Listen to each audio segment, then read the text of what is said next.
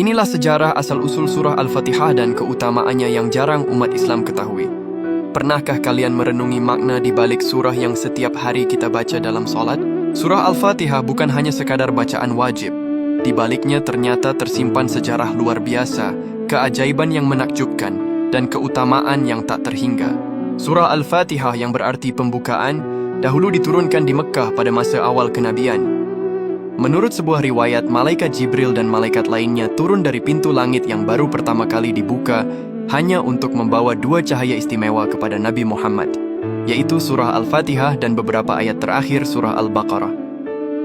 Saking agungnya surah ini, diriwayatkan bahwa iblis sampai menangis ketakutan saat Al-Fatihah diturunkan karena keberkahannya yang luar biasa.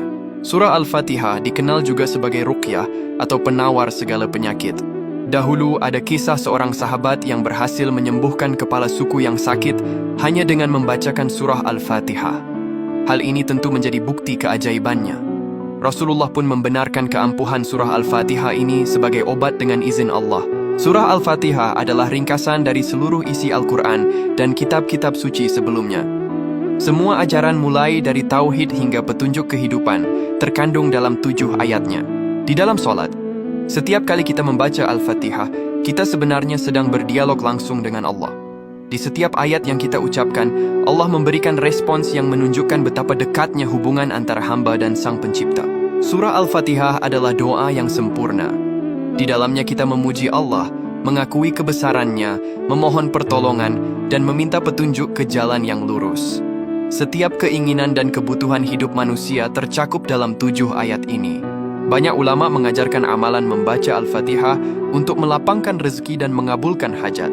Salah satunya adalah dengan mengamalkannya secara rutin setelah solat wajib.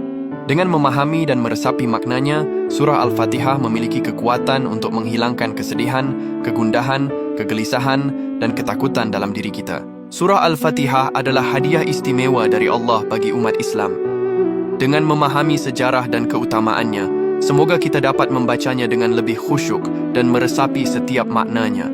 Allahumma salli ala Sayyidina Muhammad.